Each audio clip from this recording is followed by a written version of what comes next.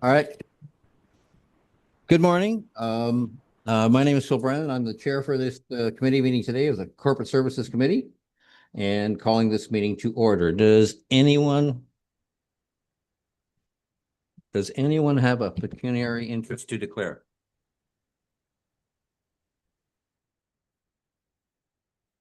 Does anyone wish to pull an item from the consent agenda? Yes. Yes, through the chair, I'd like to pull D 1.1, please.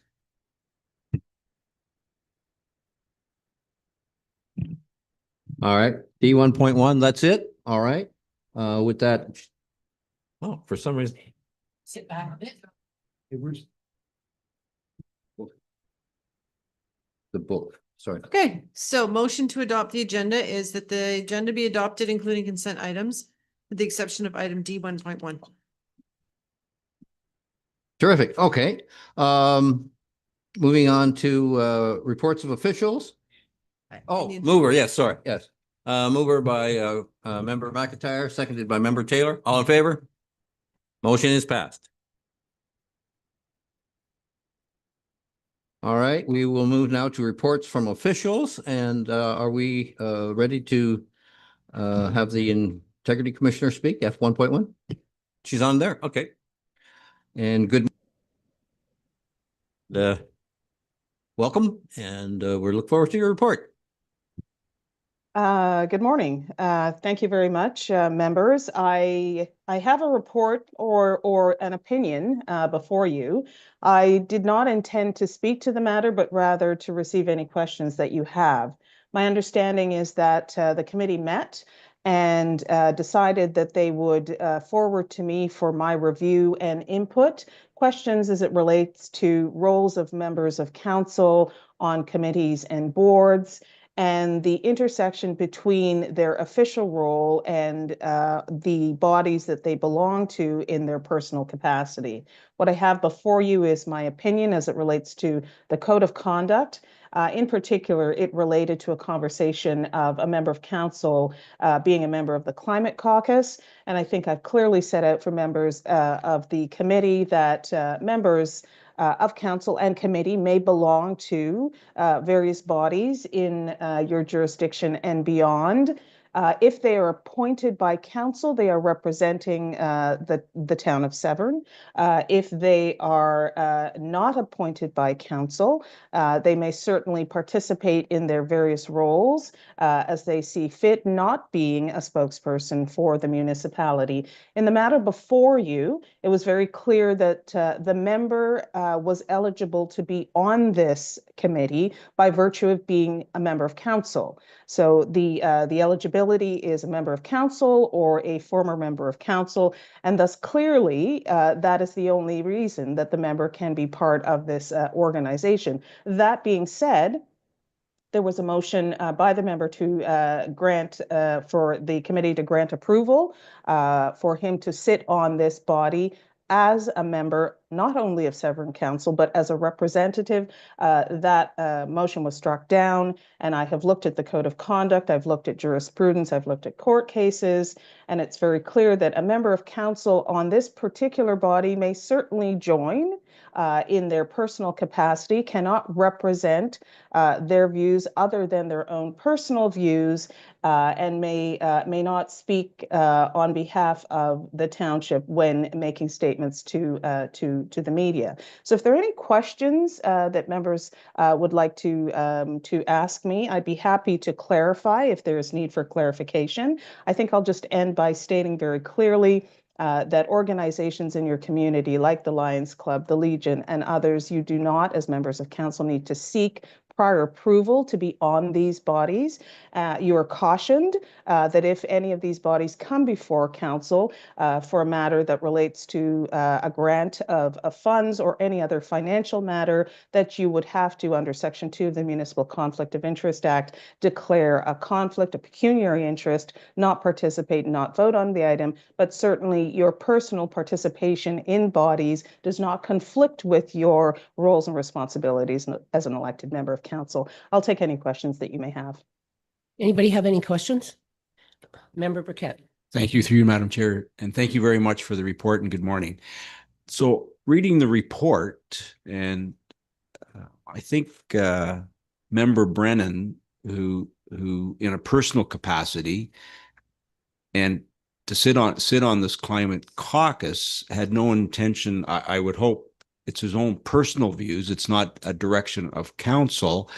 Like, how do we move forward from this so that he can sit? Because I know that he has a passion for climate, and I know that we at some point have to. I don't know when the province is going to mandate it. We haven't got a climate action plan, and so he is a wealth of information if and when we move forward with our climate action plan. So how can we move forward so that Member Brennan can sit on this? And again, it's his own personal views. It's not a reflection of council. It's not a reflection of any resident in the Township of Severn.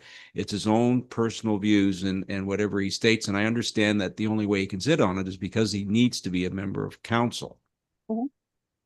Through you, Chair, and to the Mayor, I stated, and I hope it was quite clearly in this memo report, however we should call it, that Member Brennan is not prohibited by the code of sitting on this body. The eligibility for representation on this body is that an individual be a member of council or a former member of council. Member Brennan is a member of council and thus is eligible by virtue of the requirements of that body to sit on that body. But he is sitting on that body not on behalf of the township, but in his personal capacity. It's clear that he is a councillor, so he may be referred to as Councillor Brennan at the committee. He may state that he is on the climate caucus, but he is not on the climate caucus by approval of your council or as a representative of your township. So in my view, the code does not create any prohibition for him to be on this body. The only prohibition that there is that he not represent and state as a spokesperson that he is speaking on behalf of the town. Great, thank you. Member Brennan. Yeah, thank you for the report. Yeah, I think your report for me was quite clear, so I appreciate that. I just want to make a couple of comments. I'm fascinated by your comments around the potential that some members of council would consider me a lobbyist. That blew me away, considering I'm actually currently working on a presentation that is all about controlling lobbyists in political circles. So I was really interested in that. And just on the in listening to King Charles III yesterday on the throne speech, to his personal spot, and he's very restricted in what he can do around political current events. But I was listening to him talking, and I thought, would anyone perceive him as a lobbyist because of the things he said about aviation and things? I thought, wow, and of course he's a known supporter of the environmental agenda as well. So anyway, I just found it odd, and actually someday I hope I do see an analysis of this lobbyist concept by you. I think it would be really an exciting read.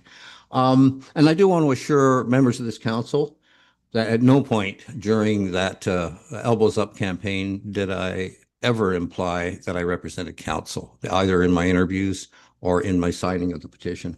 But I do understand that there could be confusion, and it's great to have some clarity. Your comments on social media, I think, were also appreciated. I don't really use it very much, but it's getting more and more complicated now all the time. And I think you're right. I submitted in March to staff here a paper I wrote on issue management that I'm hoping they'll consider, and we'll see based on that whether I would bring it to council. But it sort of all ties into the same kind of thing. In fact, AMO just announced training on issue management due to the ice storm, which I think will complement that. But anyway, in essence, your comments around dealing with social media, I think, are really timely, and I think it would be well in the council's interest to review that. In fact, we were at training the other day, and there was an expert, Brian Lambie, spoke to what did he refer to? He said the city of Mississauga on their website has the most up-to-date rules around that, so it can help us so as we don't run into problems, because I think we're all going to end up, well, I don't think I have a work thing, but you know, an election's coming up in a year from now. Clarity around these issues would be very useful. You know, I don't know what else to say except thanks for your report. So if I may, I know that wasn't a question. I thank you, sir, for your comments. I want to leave you with clarity. Members of council, by virtue of being an elected official, so you're duly elected and sitting as representatives of your municipality, are not barred from having passion, interest, opinions, and perspectives. I want that to be abundantly clear. So those who have passions and skills and desires to participate in climate initiatives or housing initiatives or social endeavors or community groups, being a member of council does not stop you from continuing those vital partnerships in your community. The second piece is that as an elected official, you, by virtue of that election, represent your municipality and therefore may only exercise that role in council, committees, or delegated appointed positions of council.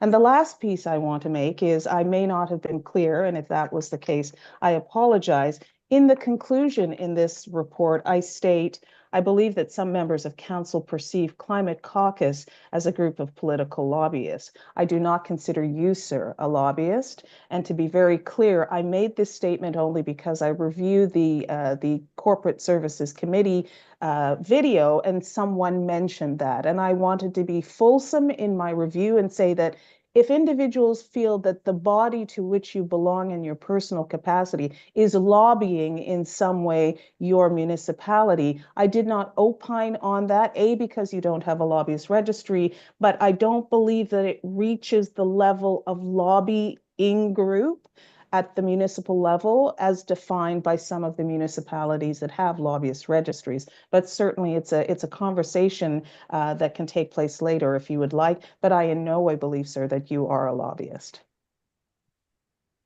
Member Minnings. Thank you through the chair, and thank you for your report. I read it carefully. I did have two questions prepared, but I believe they're for the clerk. But they come from the report, so I'm not 100% sure. My first one is, I believe there was a recommendation or some advice within the report for council to consider the development of a council and committee appointment policy. Could you speak to that, or Allison? I'm not sure who.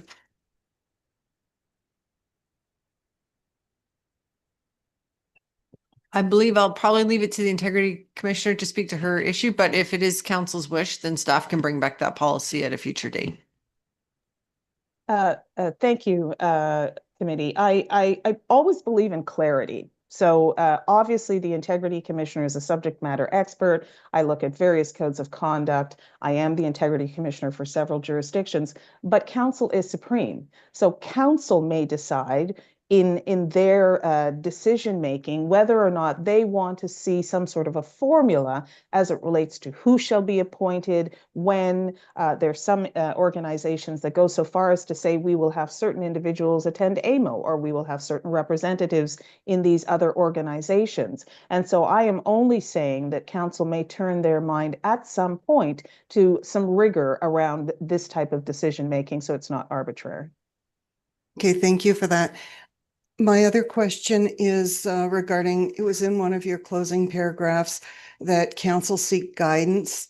And I'm wondering if that would be in the form of a report back from the clerk on the new powers under the strong mayor system and clarification on roles and responsibilities of individual members of council under the code from the integrity commissioner. So I wanted to just find out what the next steps of that might be for us. Through you.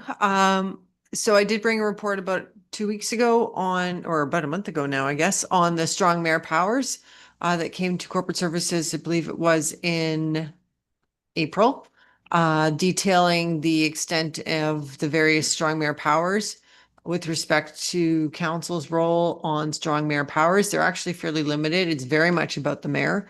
such that, and when we get into budget, we'll bring forward a bit of a more of a how-to as to how budget's going to flow this year, because it's probably the most significant regular change that council will encounter. But didn't want to bring that into much detail until we got closer to actually dealing with the budget so that it's fresh in everyone's mind. But otherwise, it does shift a lot of the authority towards the mayor. So case in point, when we finish council every month, there is a directive that the mayor signs now as to whether or not they want to approve all the bylaws on that date or whether they want to wait a couple days. With respect to future training, I believe that's a piece more for Ms. Craig to answer. So I will leave that with her.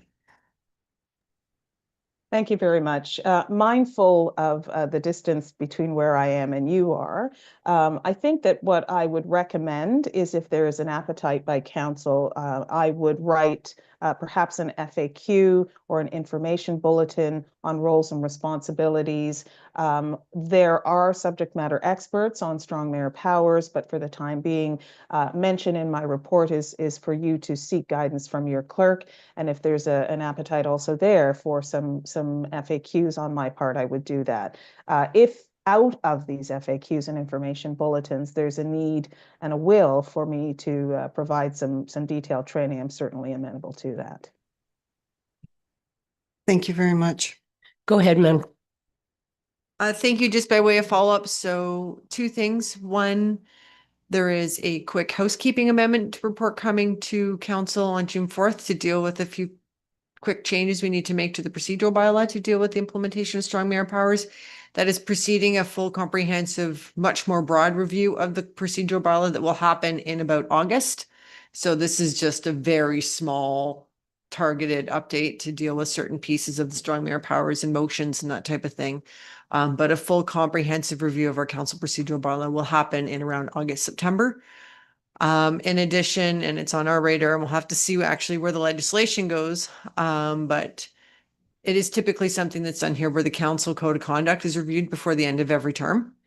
So, but if the legislation passes, which I'm very certain Ms. Craig is very familiar with, then there will be one code of conduct for every municipality in the province of Ontario. So, but there will be some new pieces of oversight and training that will be required to part of that implementation. So, we'll have to see where that legislation goes. And, but the procedural bylaw review will come forward as a holistic piece later this year. The report coming next week is just a very, very small targeted update to deal with the changes coming out of strong mayor powers. Right, thank you. And then just in follow up to those responses, that's where I'm going. And I appreciate having some kind of a document versus the conversation at the council meeting, which was more a conversational, I guess. You presented some information, but you hadn't had a few meetings yet. There were still things it was a full report. There's about, to your point, with more changes coming and new things coming forward. So I think a Q&A document would be something that we could consider as it rolls out. Thanks. And also, there is a webinar from learners, is it?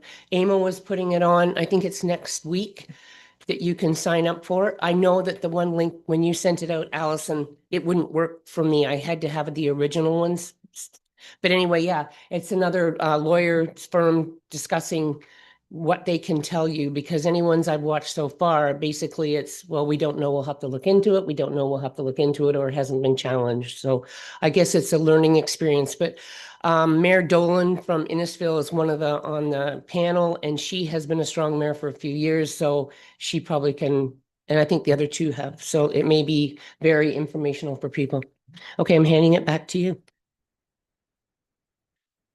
Well, if we have no more questions, I want to say thank you again for your report. As always, it's good to see you, and we appreciate the work you do for us. Thank you very much, committee. It's a pleasure, and I really appreciate that you looked into this matter, because you should feel comfortable, and your constituents should feel comfortable knowing that just being elected official doesn't mean that you stop the good work that you've been doing in your community. Thank you very much, and have a good day. Thank you too. Good day to you. All right.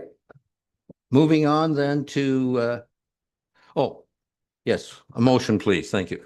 Thank you. So just so we'll get a FAQ from Ms. Craig, as requested. Did you want to do the policy on council and committee appointments? As noted in her opinion.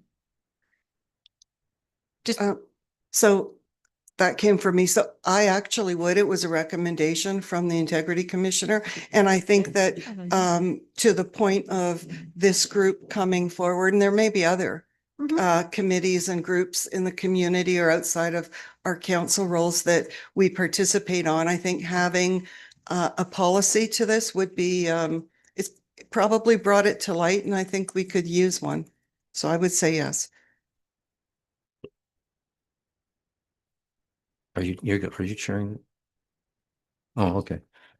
Yeah, I don't know where everybody else, I mean, I personally, if no one else, I don't know why I don't see a problem with our current appointment system. Seems to be working.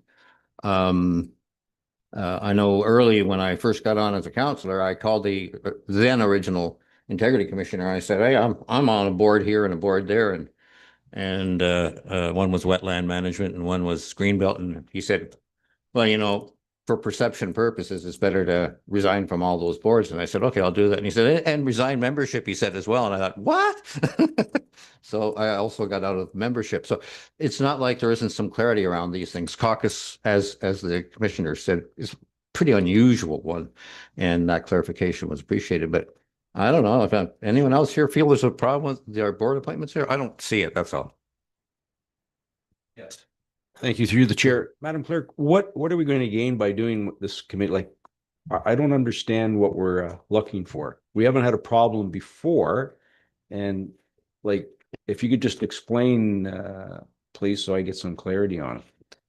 through you, Mr. Chair. So certainly some of these policies can be, like the Integrity Commissioner spoke to, can be quite wide ranging. Some of them are as simple as how the appointment process works. A lot of it, in many municipalities, the appointments rotate midterm so that members have an exposure to a variety of different committees.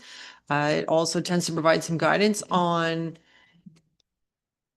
the item that was brought forward today. So it can be quite ranging. I don't think they're a bad policy to have, to be honest. Right now, we kind of, the end of or at the start of every term, the CEO and myself sit down and go through the list of committees that members sit on and look at a schedule and run it by the mayor and go from there. There's no formality to it at all. Some formality might not hurt.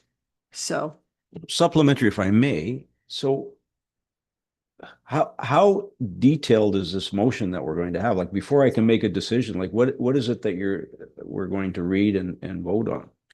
So the motion as it's presented just is that the opinion from the Integrity Commissioner be received and that staff report back regarding a council committee appointment policy respecting participation in organizations as a representative of council and the selection process at the start of the term. And further, that the Integrity Commissioner be requested to provide a FAQ regarding strong mayor powers and the role of members of council, which is what was requested. It's entirely, council doesn't have to do this policy. It's a recommendation only from the Integrity Commissioner. So. Yes. Member Cox. Through the chair to the clerk, how does this work then with the strong mayor powers that they appoint committees?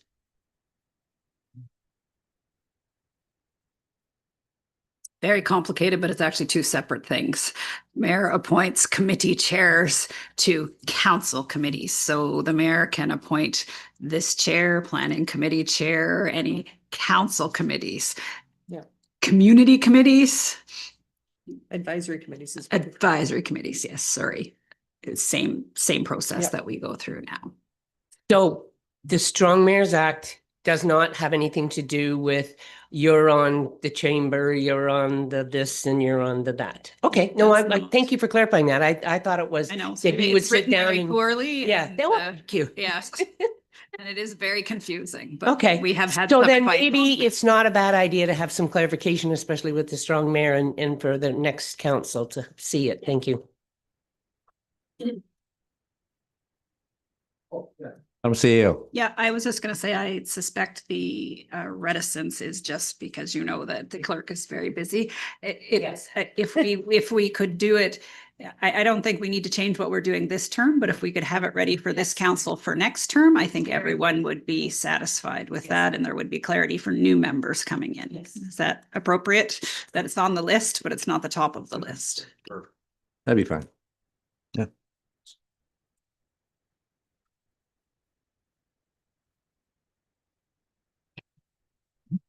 Yes. Oh, yeah, one more question then? Through the chair to the clerk. Madam Clerk, you went for some strong mayor training, did you not? Yes. Did when you go to these committee when everybody's going to these different strong mayor things, if there are any FAQs that you see or that they happen to have or they write, could we just kind of share them? We could all share them with each other, because sometimes they do. Like I know the one in Grey Bruce had a FAQ, and they put them in. He put them in writing what the question was and what the answers were.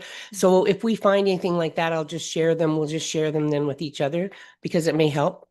Yeah, certainly if I find some that are shareable, then I will. A lot of the, yes, a lot of the ones that I'm attending are very much operational related stuff as to how the clerk's department operates procedurally with the strong mayor powers, because it is a significant amount more work. So, but yes, if there is something that would be useful to council, I'll absolutely pass that along. Then also, when you say that, supplemental, I would like, not right away, because we have to get into the strong mayor thing. It may be something that comes back to us in the new year. The difference, especially before budget, the difference in your workload, because you have to do all these other things to make it transparent, make it clear. You have to do all this research. And I think it's something that we may need to look at, because it's quite a load that the province has put upon our clerks to do all this extra work. And I know we don't have a deputy clerk, and I'm not sure who would fall in to be able to help you with it. Thank you. All right. Can we have a motion then, please? Certainly. So the motion reads that the Integrity Commissioner opinion respecting motion CSC 2025-054 be received, and that staff report back regarding a council committee appointment policy respecting council participation in organizations as represented as council and appointment processes for the start of the new council term. And further, that the Integrity Commissioner be requested to provide an FAQ regarding strong mayor powers and the role of council. Mover, please. Moved by Member Minnings, seconded by Member Cox. All in favor? The motion passes. Thank you. All right, back to reports from officials, and would like to welcome Jack to the mic to talk to us about the ward boundary review.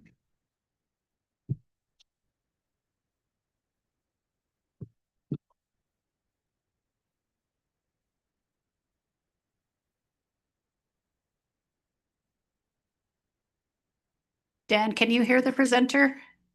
Okay, thank you.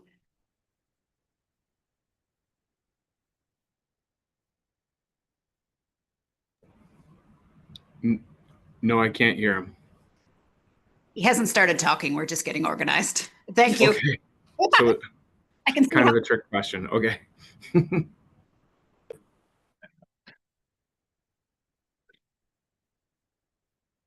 what I do to my wife on video calls. Okay, great. So yeah, it's nice to see everybody again today. We've finished the wet ward bound. We're very close to finishing, I hope, the ward boundary review process. It's been several months in the making. As you all know, we've had a few discussion papers, some interim reports. We brought some preliminary options out to the public as well as the council to discuss. And the intention today, you received the final report with a final recommendation in it. And the intention of today is really to provide a summary of that report, tell you a little bit about what we heard, how we reached those conclusions, and if there's any comments or questions from council, I'd be happy to take them. So a little bit about what we heard. So when we look at the survey results, and pretty typical around the province, we're, I think, doing about 15, 16 of these reviews around the province right now. And a lot of these things we get back are pretty similar. When we look at who responds to the survey, it's always people who've lived here 10, 20 years plus. So long-term residents, pretty similar to people who vote in municipal elections, pretty similar to people who engage in municipal politics. It's residents who've had a longer term standing in the community. We asked what ward you live in. Ward 3 was a little bit higher than the rest in terms of the response rate of the survey, but all wards had pretty decent representation, so that's good.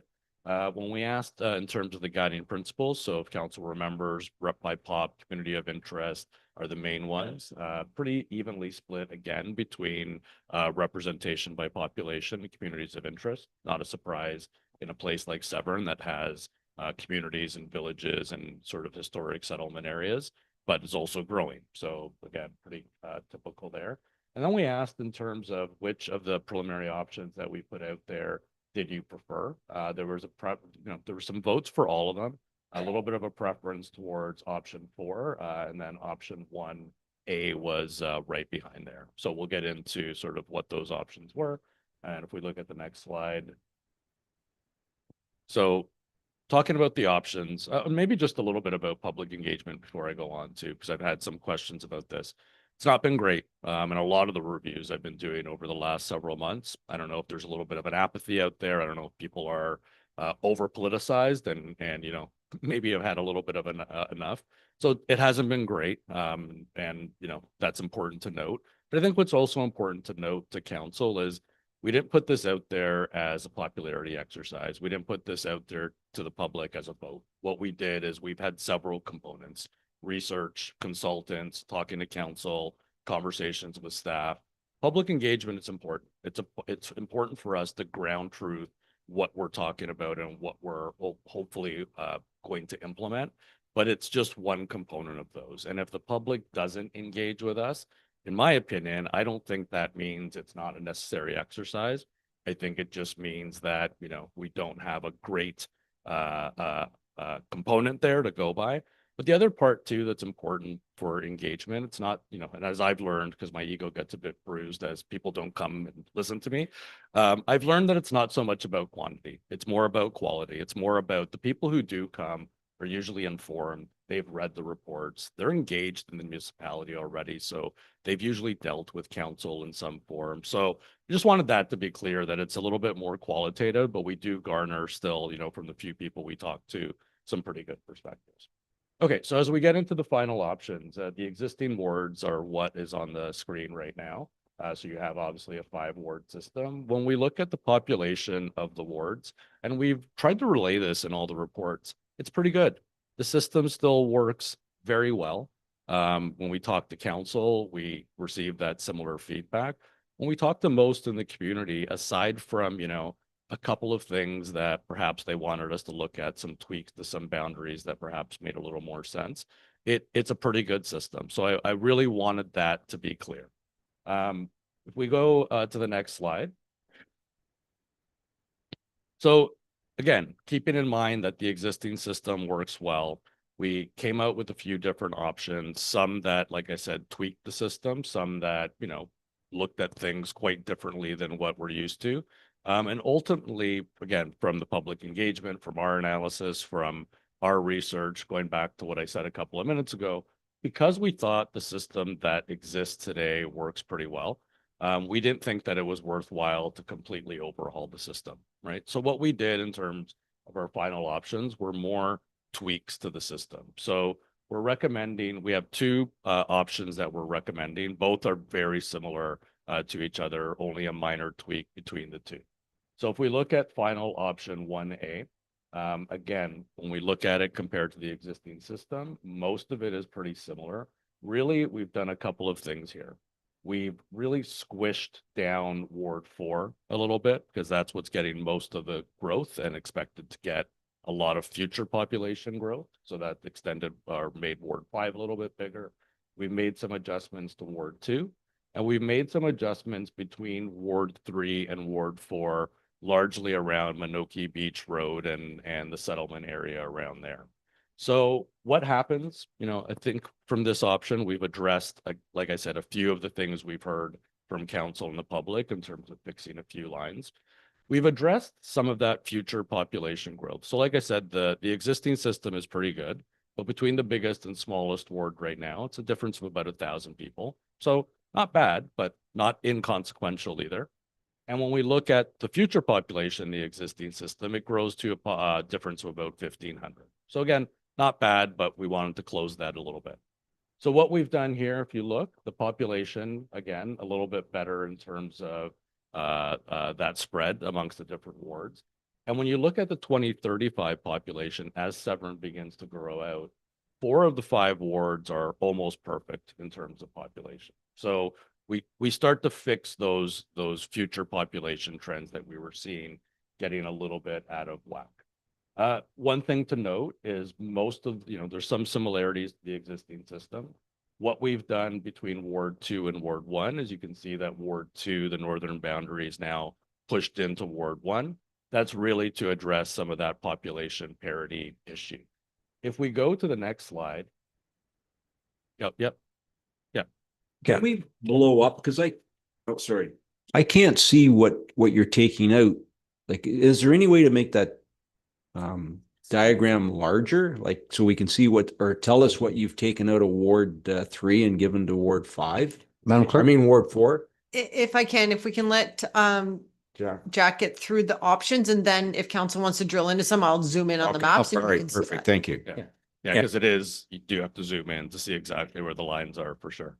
So that's 1A. So we think that that's a reasonable alternative to what you have. Like I said, doesn't completely blow things up. It really just starts to address some of the issues that we've identified.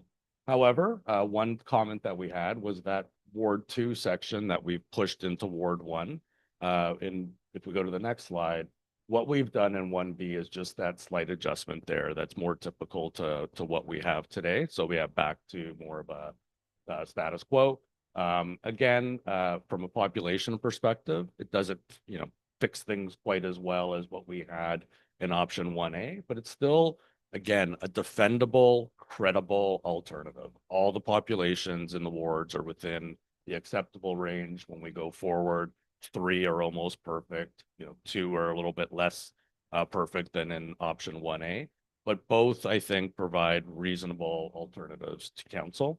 If we go to the next slide, just the evaluation of 1B, again, pretty similar to 1A, and we think it's a successful, again, defensible if you were appealed word boundary configuration. So if we go to the next slide, just to finish off my presentation, and then we'll take some comments and questions. So what can council do? So the Municipal Act authorizes council to do a couple of things. You can change the composition of council if you so choose, go bigger, go smaller, change how deputy mayor is elected. All that's at your purview, not something that is appealable to the OLT. You can determine how council will be elected. So that's either by wards or at large. So that's something that you can decide as well. And if you have a system with wards, council can determine to redivide those wards. So that's what the Municipal Act allows you to do. Other than that, it's pretty silent on how do you do it and how do you do a ward boundary review and when. All of those things are up to council. So from today, you can choose one of the recommended options that we provided to you. So the option 1A or 1B. You can ask for modifications to those options, and we can determine whether those modifications are minor or major and how to deal with that. Or you can pick one of the other preliminary options that we put out as well, or you can do nothing and you can stay status quo. So I will stop there. And if there's any comments or questions, I'd be happy to take them. Thank you. Thank you. Very good. I guess we'll start with Member Burkett. And thank you through the chair, and thank you for the presentation and all the hard work. So 1B, can we just blow up between Ward 4 and Ward 5 and Ward 3? What's taken out? What's put in? Yeah, perhaps I can handle this one. So this is really the area of change. So with 1B, there's effectively no change between wards 1 and wards 2. And it's just this area with respect to wards 4, 5, and 3 that are impacted. So essentially Highway 11 becomes the divider line between wards 5 and 4. So the Lake St. George area will become part of Ward 5. okay, that's what happens. Okay, with respect to the difference between wards 3 and wards 4. Oh, jeepers, sorry. There we go. You'll see we've moved down a bit. So we got a lot. It's one of the areas we did get quite a number of comments on was the folks that live, I call it the Bend or the Hook in Minoki down at the water, who wanted to make sure that they were in the ward with the rest of their street, essentially, where the development was occurring, because I thought their interest lied more that way. And they were part of the subdivision and neighborhood that directed that way. So what we did is, and you'll notice this comes down, this line here is the next line down. It is coming down the back side of Farmer Field. So it's not actually a street. It's coming down the back side of the rural properties. And then, so the one street here that moves into Ward 4 from 3 is Thompson. Woods Bay Road stays in Ward 3.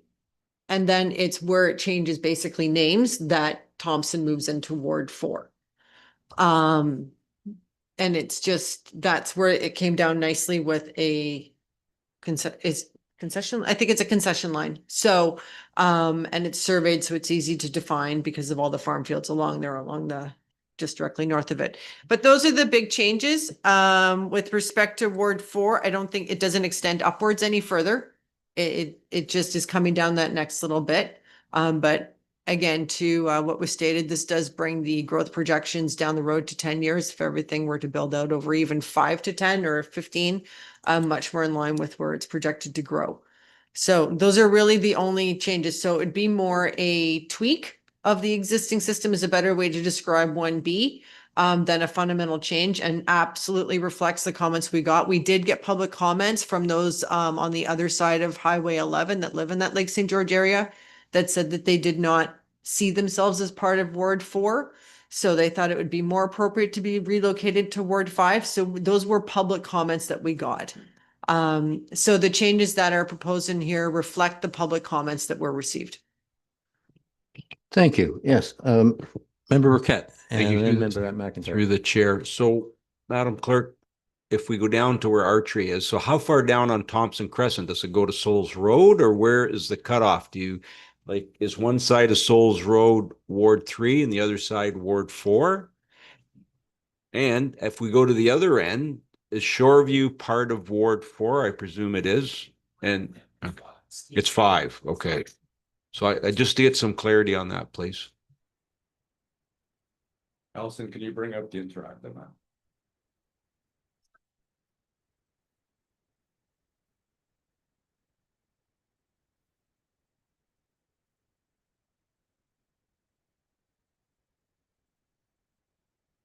Back of properties and back of lot lines.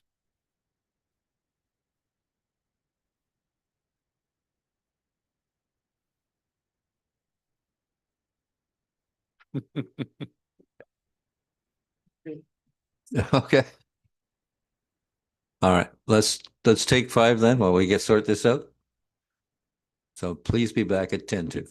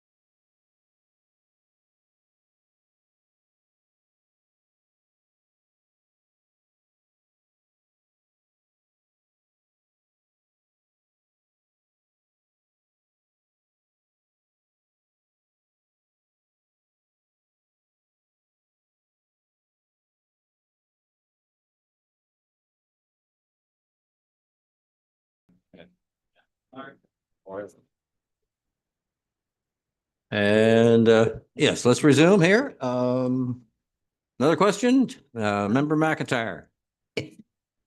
Yeah, if I could, before we move on, if I could just show you where the proposed line would be between wards 3 and 4.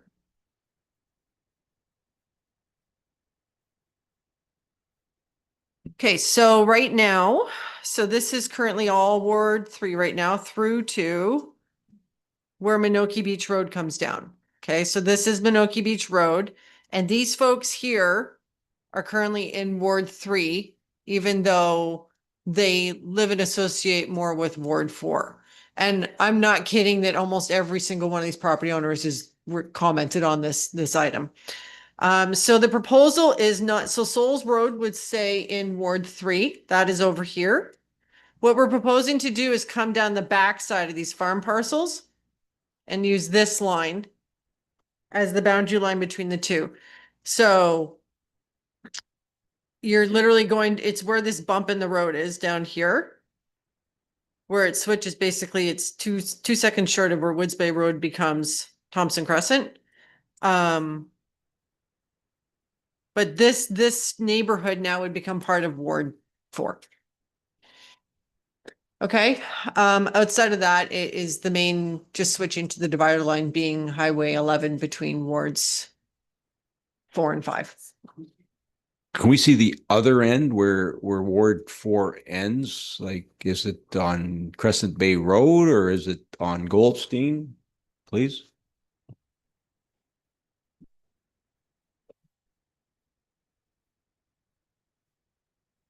Give me 1 second here. Derek's minimum.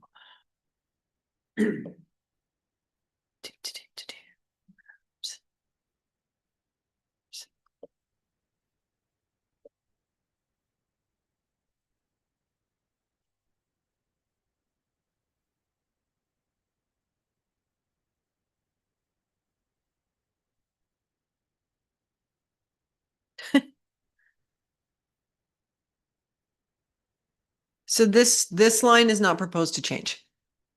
So this line is currently mossy stone crop. So this line is not expected to change.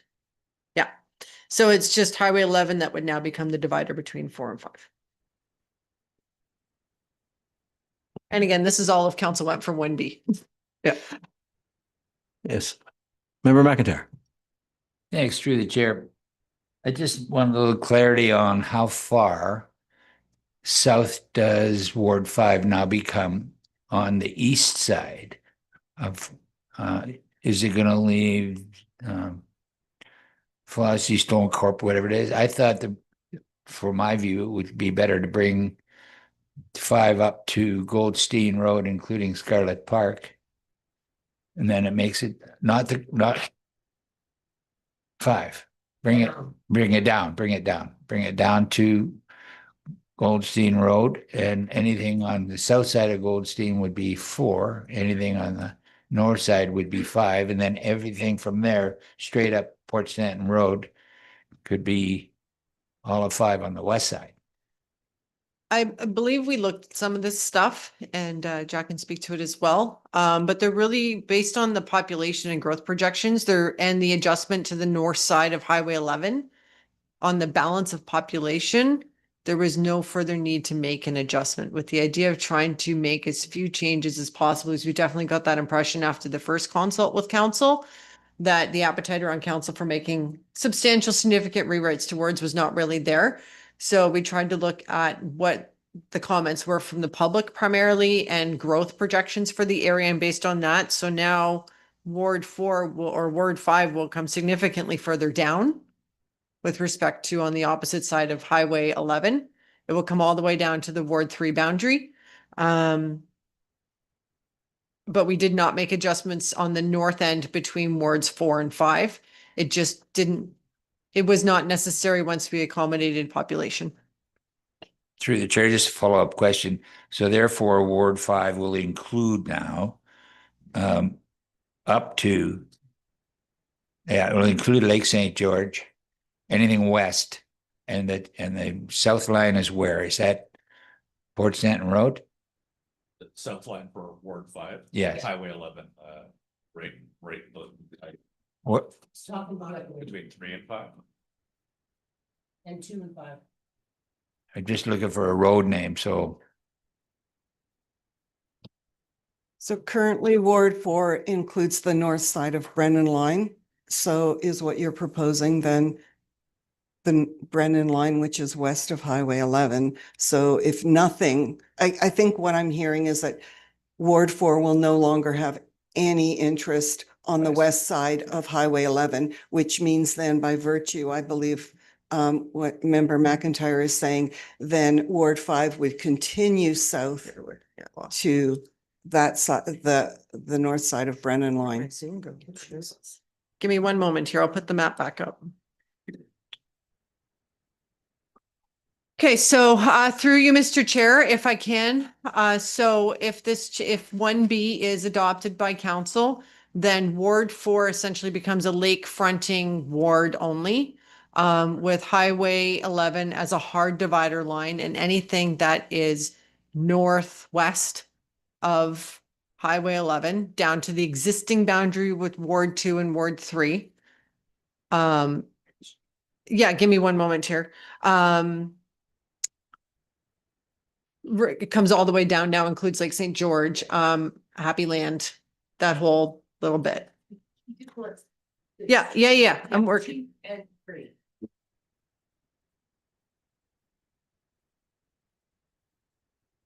2 and 3 is the same. 2 Yes, the divide, so you would come as far down as Brennan Line. But this does not take effect until the start of the next council term. So just to bear that in mind, it's part of the reason why this is coming forward now, is so that there's time for that appeal window if there is an appeal with the OLT. And then I have to go in and make all the changes to the voters list to shift people from A to B. If council adopts any sorts of change, then letters will go out to every impacted property owner to advise them that starting with the 2026 election, that they will now be changing wards. This is important for anyone who is also considering running for office to ensure that they're aware of what ward they would want to be running in. And before they get their voter card and go, what do you mean I'm voting for a different council member than I was last time? So, yeah, we do that piece. So there's quite a bit of work still to come after this if council does adopt a change. And ward boundary, I do want to caution council, like they do get appealed. Last time I did one, it was appealed. It was successfully defended with the change, because they're logicked out under the 5 principles. So, and typically so long as the version adopted by council was responsive to the public input and is in continuity with those 5 principles, then it is successfully defended at the OLT. We haven't lost an OLT. It's only been a few. Sorry, I have a question, Chair. Yes. Yes, go ahead. Thank you. So I do have a question on this, and I think maybe your more detailed map would be helpful. And just a comment going forward, if you could include the names of the streets, the major streets, because we need to know those. Okay, so if you can put your other map up, I want to speak to the Ward 4, Ward 3, what's proposed.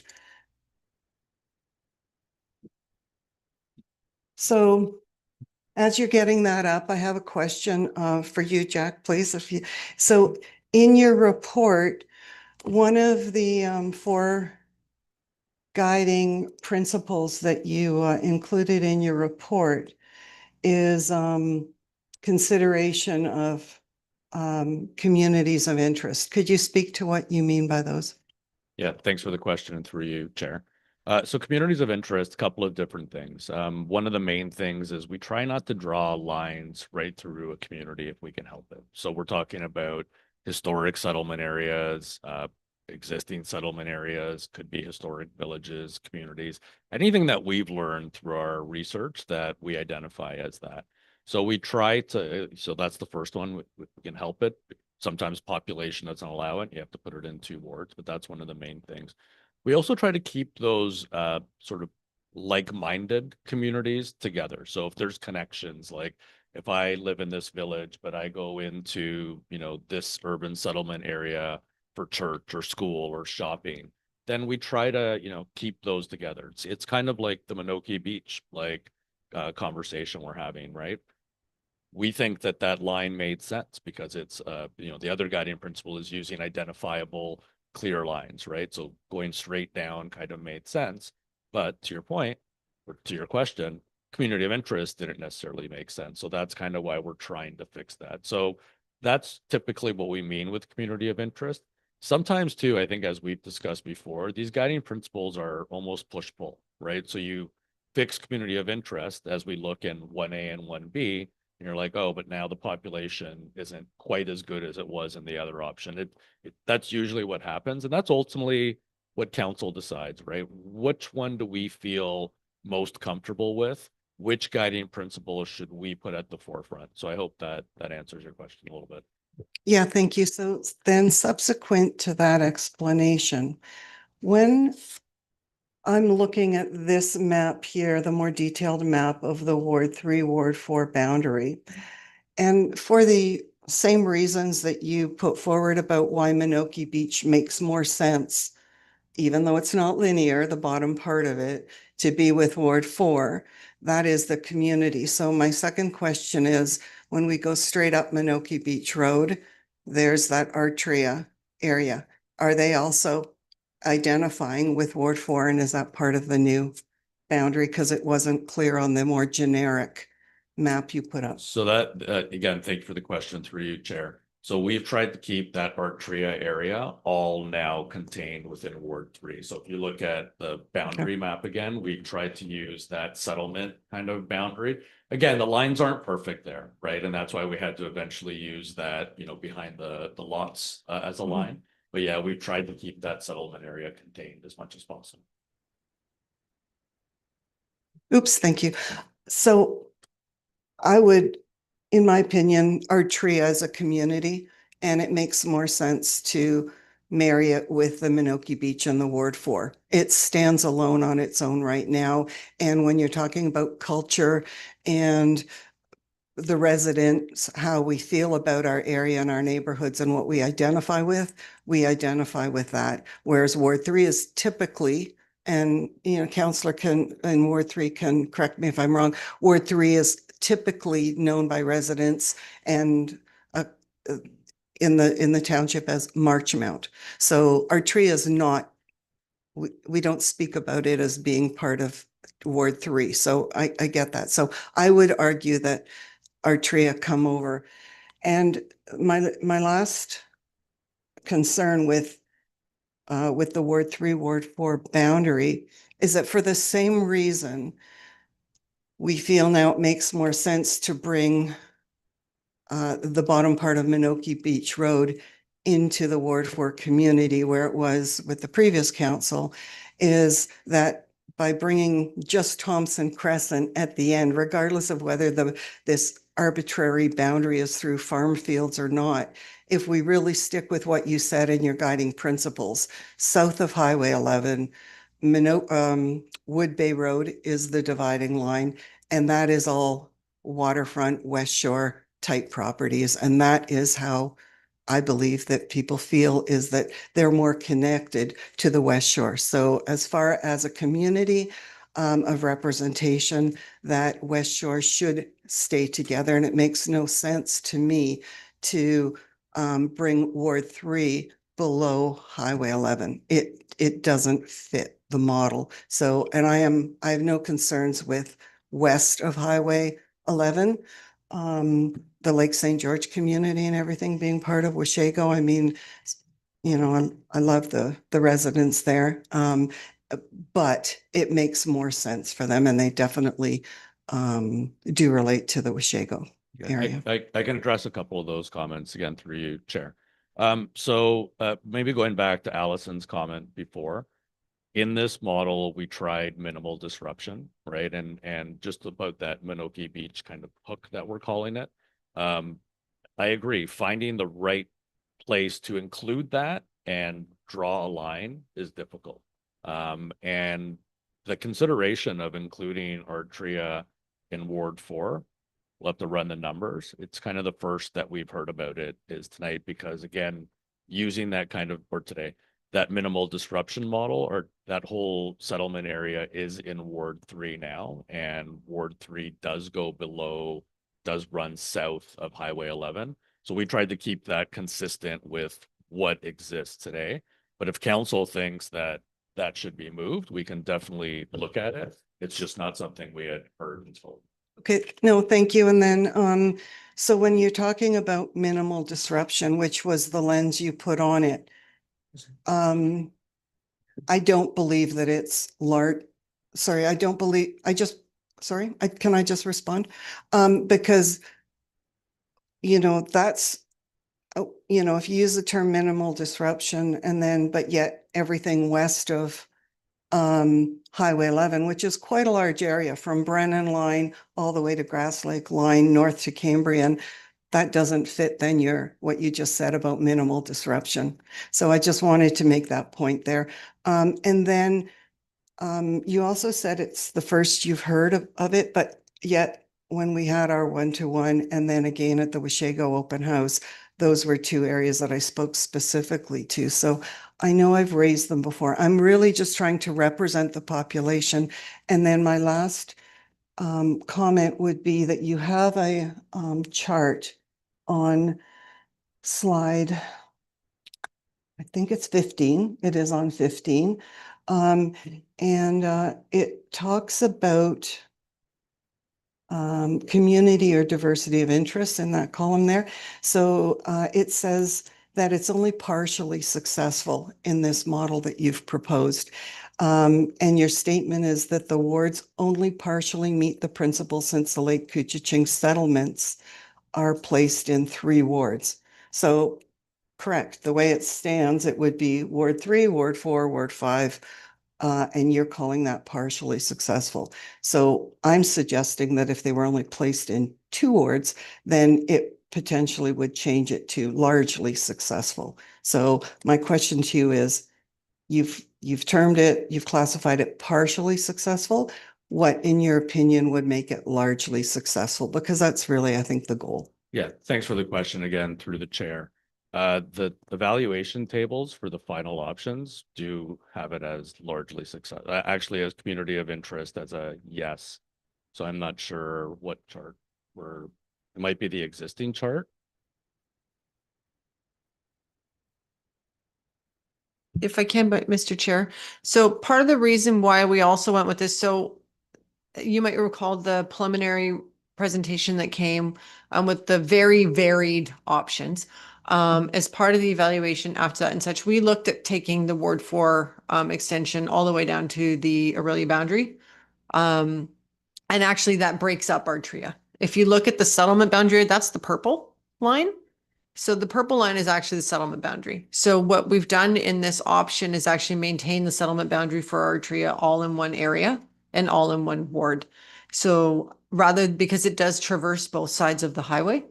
So rather than having that settlement boundary split into 2 additional wards, we've maintained it into 1, which is also why we came down the line that we did. It wasn't just picking an arbitrary, I do want to make sure it's clear. It wasn't just picking an arbitrary farmer's line. Having been through this before, the biggest comment you get is, why is one side of my street on one ward and why is the other side of the street on the other?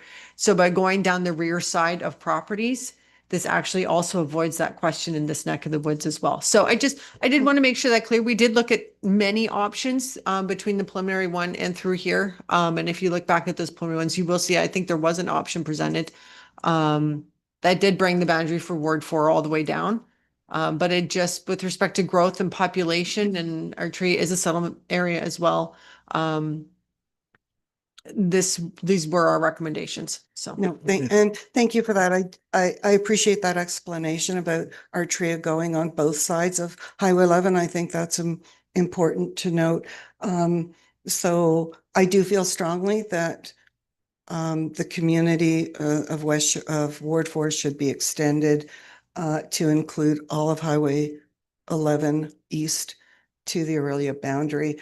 And when you talk about population, it does state that the way it currently sits is that it results, the way it sits in a forecasted, it would bring Ward 5 population slightly above the optimal point. So anyway, I'm fine with it. I just needed to make my my views known. Thank you. Yes, Member Taylor. Yeah, turning to the other options 1A, and it was great to speak with Jack in Coldwater at the open house, but that's the first time we've seen publicly the new option 1A, and I don't like it for the following reasons. One of the earlier options, you had Upper Big Chute Road when it turns north, severing the ward in half or whatever. This way, when Upper Big Chute Road is kind of going east and west, it's the north and south you're splitting up, and that is a dramatic change to the map. So I would like to leave it the way it was. The boundary between wards 1 and 2 would be Upper Big Chute Road and Mount Stephen Road. And the way the map is looking there, even it's the Matchdash Community Hall could be in Ward 2 based on what I'm seeing here. So as long as we can get a resolution with 3, 4, and 5, I'm happy with option 1B from my side. So thank you. Member Cox. I'm happy with 1B. I think it's figured out all the different issues. Can't always make it what everybody wants, I guess, but I just worry that the 2 fastest growing wards are 3 and 4, according to the study. But I do see 2 coming along if their community settlement area is expanded. We have many developments that are sitting in the sideline waiting to go. So I think if you leave it this way, with the boom that's going in 4 and the boom in 3 and then 2, I think we should be okay. I think the lines are good. I think everybody should be happy with those. And I mean, the whole point is if we have to look, if things boom and like we'll look at it in 4 years from now, if you have to, if the change comes, it's not a big deal because everybody's finding that. I mean, I've never heard of so many municipalities in Simcoe County that are having ward boundary studies being done. Like for how many years we never had anything done because we just did not have the development. And that's what we have to beware of. And if we have to have an earlier one, we have an earlier one. Thank you.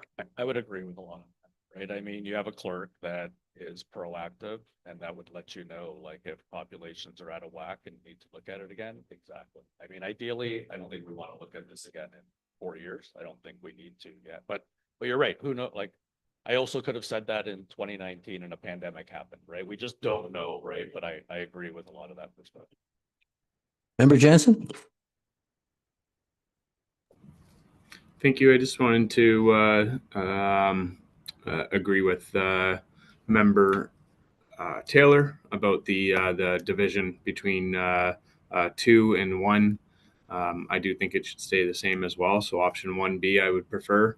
And just to Member Minning's points, looking at Appendix D, I believe it is, the survey results on the report.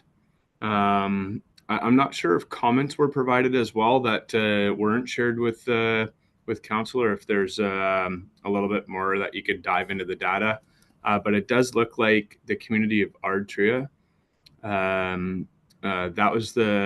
they had the most respondents to the survey out of all the communities that were listed here.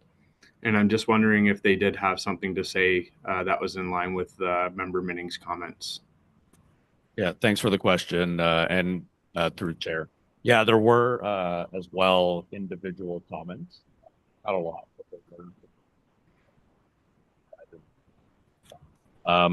Again, and there are summaries or less quantitative feedback. Nothing top of my mind.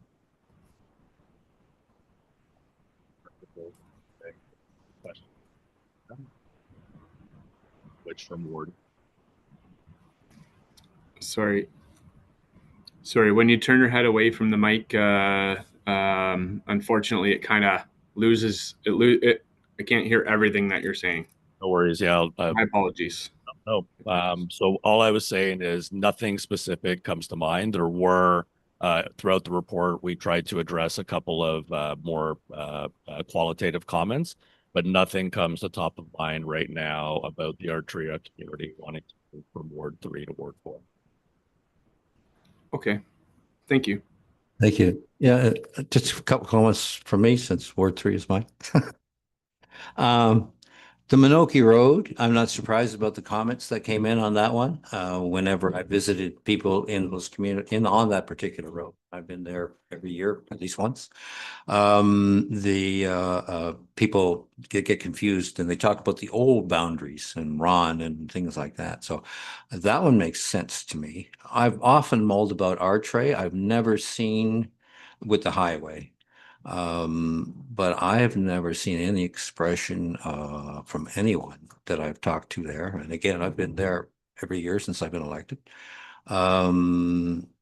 about, feeling they were part of West Shore or anything like that. And as far as the Woods Bay Road goes, when I first came on council, the big deal there was it was called Big Chief Road. And I invested lots of time in trying to get that community to calm down and move forward with the change to please our partners, our Indigenous partners. So I've invested a lot of time there, and I've never heard any concerns about that either. So to me, I like your 1B as is.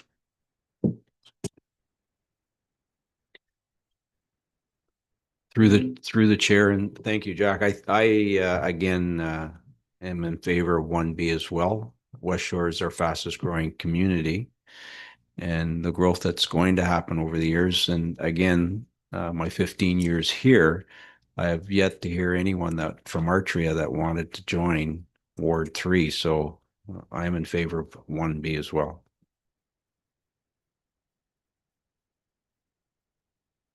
Ward 4. Do we have? Nope, that's it. I guess we are ready to take a motion. Thanks. The presentation is fascinating. Okay, the motion reads that the presentation from Watson Associates Economists Limited regarding the Township of Severn ward boundary review be received and that the final report be received. And the council approve, I'm saying it's option 1B, and that the required bylaw be brought forward to council. We have a voter. Oh, that's the. So I hear about option 1B, but it's the wrong option if we're talking about the west side of Highway 11 for Ward 4 as it currently stands. So it still includes, doesn't it, Lake St. George? Option 1B? No. Which map am I looking on? The final information's on the presentation, not on the report.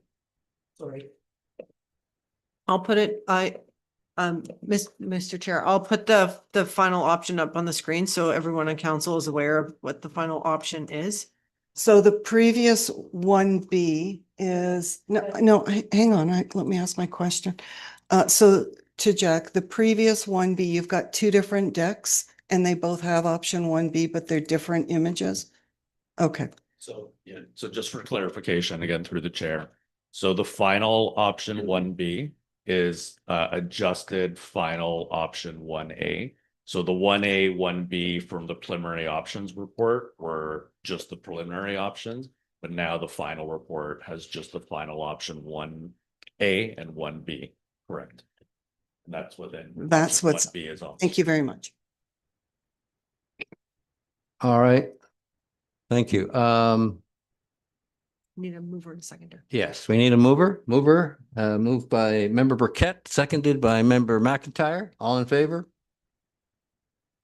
Motion passes.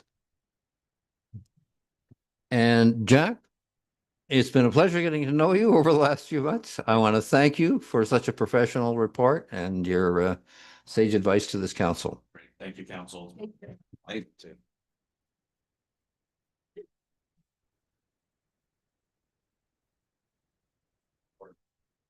All right, next item on the agenda is the administration report 25019, 2025 volunteer recognition. And Madam Clerk, I assume you're speaking to that? Thank you. So this would be our first volunteer recognition award being awarded with our new policy. So we put it out. Normally this would have happened about a month earlier, but due to the ice storm, we were a little delayed. So, but we have received 3 nominations. You'll see their nomination forms attached. So, one for Don Clark, one for George Lane, and one nomination that nominated 3 people, Randy Kincaid, Herb Roy, and Brian Emery. So it really is up to council to pick who they'd like. The awardee would be invited to an upcoming council meeting to receive a bit of a presentation. And then going into next year, we'll do the awards as well. And then there'll be a reception in general for community volunteers, not just for those that have received awards. So I do note that we did not receive any outstanding youth awards. And you'll note in the staff report that next year we will ensure that we circulate directly to the schools and any school councils as well to ensure that they are aware of it and have the opportunity to put a name forward. Do we have any questions? Yes, Member Minnings. Thank you. Thank you very much for this. I love recognition awards. In the policy that's attached 3.1 for the Good Neighbor Award, it says 1 to 3 awards will be presented annually. Can we just cut to the chase? They were all worthy. And that's my question to my colleagues at the council table. I don't see anyone that would give me any alarm or doesn't fit in to the policy. Certainly. The only thing I do note is that there's one nominee that has 3 nominees. So it's entirely up to council as to whether or not they basically want to award 5.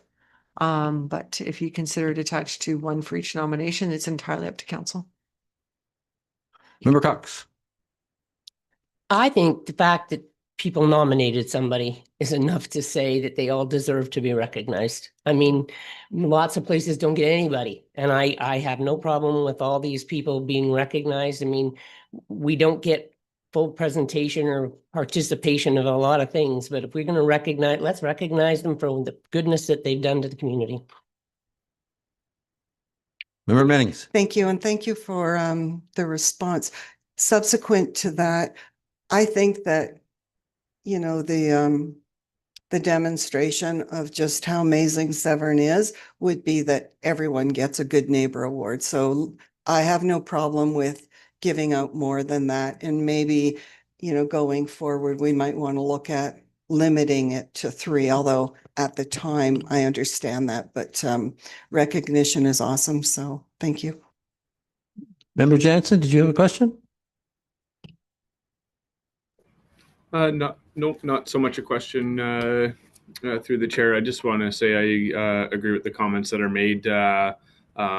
All of these individuals are doing great work in their communities. I appreciate that the nominators provided a fulsome explanation of why they believe they should be awarded for their service to the community, and I'd be supportive of awarding all these members. Thank you. Member McIntyre and then Member Cox. Chair, just a quick question about last year's recipient. Did we ever have them? We didn't have them here like we're planning to do with this group. Did I don't know whether that recipient was ever given any kind of recognition. So there was a delay in stuff with the province going into an election. So all their operations somewhat cease when they call an election, and the nomination for that went in the fall, and then the secretariat or directorate that runs that award kind of went into a suspended state when Parliament's prorogued for the election. So I'm hoping to hear shortly as to whether that award was actually awarded, but it would turn into a 2025 award. Thanks. Member Cox. Seeing no more questions, I think we can take a motion. Okay, motion reads that Administration Report A25-019 dated May 28th, 2025 regarding a 2025 volunteer recognition be received, and that Don Clark, George Lang, Randy Kincaid, Herb Roy, and Brian Emery be awarded Good Neighbor Awards for 2025. Mover, Member Cox, seconded by Member Minnings. All in favor? The motion.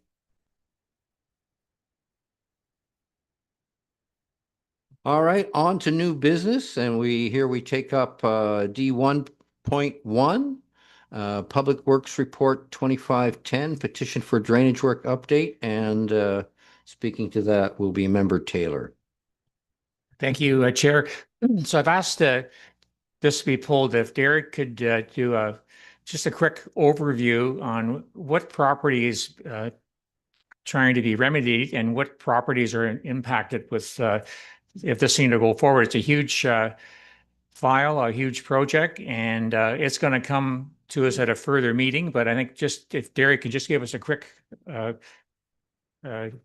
drone shot of what's happening with how far up Upper Big Chute Road, Anderson Line. It impacts both wards 1 and 2, and a lot of people involved there. So that I'll pass it over to Derek if that's okay.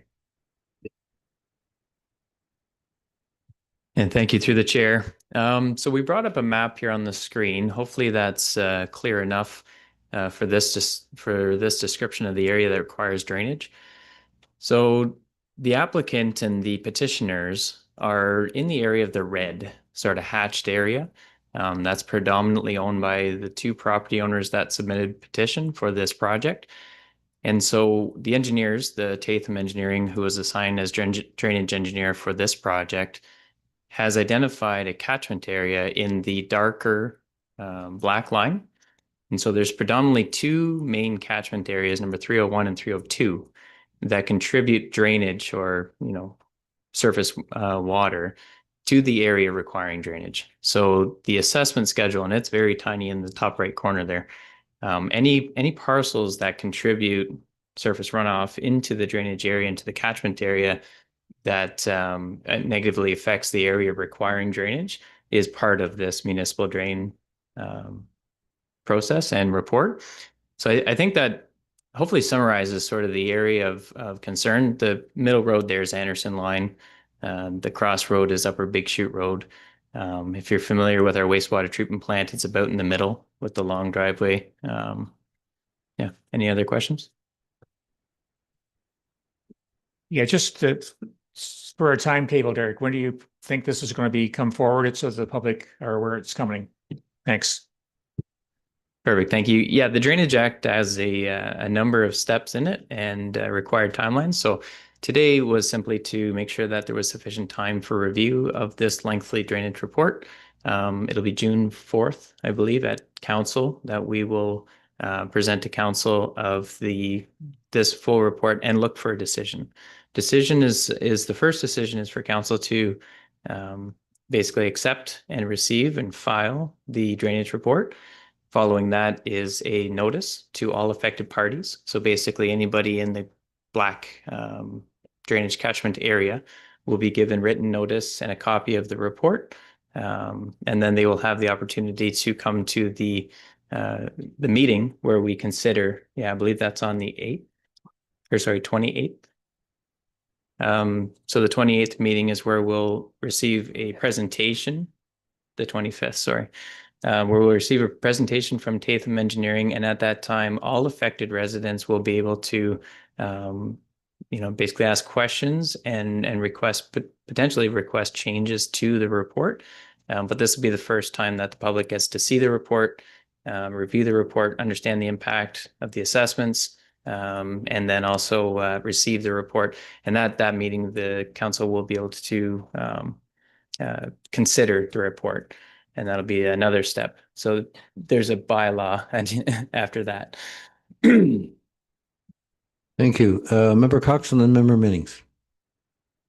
I think you answered part of my question now that the property owners are going to see the cost of this. What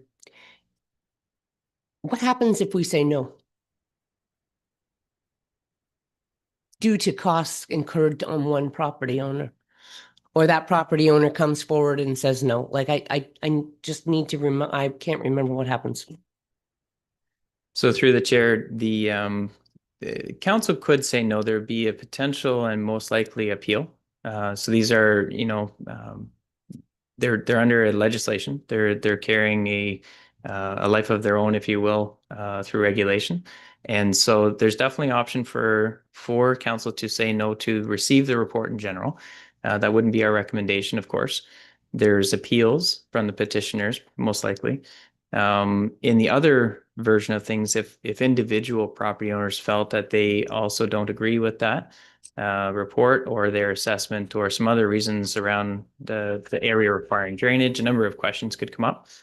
Those are individually worked through until someone's maybe not satisfied. And then again, it could be go to appeal. So it's we've done this before. We've had the Purbrick Creek drain reallocation and correction of the assessment schedule, of course, the maintenance. So you'll be familiar with things like court of revision, going to the tribunal for decision and things like that. Well, yeah, and I just wanted this to come out in the public because these aren't the same people who were so they won't understand it. Okay, thank you. Member Minnings? Thank you. So it was quite a long report. I realized most of it was the engineering report. But so that I'm clear, the area with the red hatch lines through, these two property owners came forward with concerns about the drainage on their property. Is that how it happened? I'm seeing a nod, so yes. And then from the engineering investigation and subsequent report, it was found that whatever drainage issues are in those two property owners also are happening further down the road and now affect another 8 perhaps property owners. Is that correct? Very, very close. I just want to clarify that. So the area above near 301, that's higher. So, those lands may not have drainage concerns like on their property, and it's predominantly for agricultural purposes. The ministry that actually manages this act is OMAFRA, which is the agricultural group. And so they may have very productive and useful farmland. It's the fact that they are part of the watershed that contributes drainage, surface runoff to the area that's impacted, which is in red. Okay, so thank you. So I'm clear in my understanding is that were it not for the two property owners in 302 coming forward with the request, the property owners at 301 may have not be pulled into what would, I guess my question to you is a local area improvement, because there's financial costs to them now by virtue of that application. Am I just understanding the nuances? Yeah, that's exactly right. It's like it's very similar actually to a local area improvement. Someone has a concern or would like a project to advance, and parties, willing or not, are into seeing a solution for that. And then my last question is, and I know we're not at this point yet, but were this project to proceed, then it would proceed as a group of properties and there wouldn't be a single one that could recluse themselves from having that improvement made. It's all or nothing. So they're all going to incur the cost or not. Is that what they're faced with potentially? Yeah, that's right. If it is successful, if this project goes right through to the creation of a bylaw and a new municipal drain, if one particular owner was against it, but they didn't have a successful appeal, then they would have a assessment charge against them and be part of the drain. So that's a long-term maintenance thing. Once the drain is established, that drain applies to your property until it's either abandoned or some other status has changed. Yeah, Member Jansen, and then Member. Thank you, and through the chair to Director Burke. So what I'm hearing here is that there's going to be a cost for all of the homeowners in 301 to install this municipal drain. Yeah, there is a variety of a big range of cost, depends on your property size and the impact. It's all detailed in the schedule. Probably a really good thing to review in this report is the assessment schedule. So it's in very tiny format on the right of this chart, but it's expanded significantly in the report. Okay, and okay, I see it here. So the roll numbers and the total area owned, and I'm guessing it's cost would be associated with the amount of area that's owned.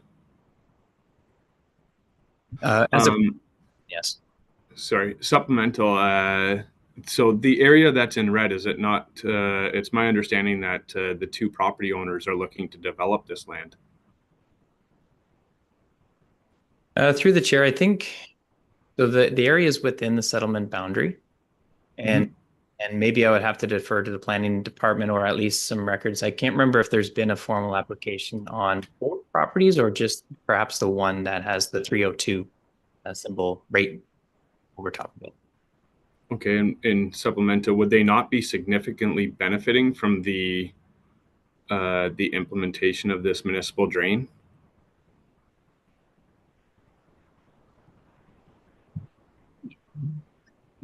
Thank you. I guess to start, I think we're getting very technical today, and the purpose of putting it on the agenda was it's a very, very detailed report, so we didn't want to drop it on you with 4 days to read. So these discussions are probably best for the next meeting when talking about it. The other point I did want to make, we're likening it to a local improvement, but you also need to liken it to a planning act. Anyone can apply, and we must go through the process. So there is a process that we have to go through. Council may say no at the end, but as Director Burke has said, either sides can appeal. And I guess just to wrap up Councillor Jansen's question, the part of the assessment is benefiting landowners will pay a bigger. I would imagine. I didn't look at the fine details because I didn't know we were talking about it today, but that is part of the engineering assessment. Is those that benefit most pay the most, but those that contribute who probably don't want to because they have a dry land, they contribute to the water that runs downhill. So anyways, I think this is a bigger discussion next time. We just really wanted you to have it extra time because it is complex and it's a huge report, and we just didn't want to drop it on you. So we're planning on some discussion. Just giving you an early heads up. Thank you. Member Taylor? Yeah, just a conceptual question to Derek. So at some point, will all property owners involved have a vote? Is there ever a vote? Is it 51% or is this something different then? Once the application's been, but can you answer that or, yeah. So through the chair, it's not so much a vote, but it would be accumulation of appeal, I think would be sort of a trigger to consider it like a vote. So we're going to present this, it's going to go through as if it's going to go through until there's let's say significant objection. Okay, thank you. And I thought it was best to bring this out. We can discuss it, and we'll probably discuss it in the next 4 or 5 meetings going forward. Thank you. That's it for questions. Sounds like we're going to have some fun on that. Thank you. Okay, moving on to the next item, committee. Oh, sorry. Yes, we need a motion. Thank you. It's just the motion, Public Works Report W25-010 dated May 28th, 2025, with respect to petition for drainage work update be received as information.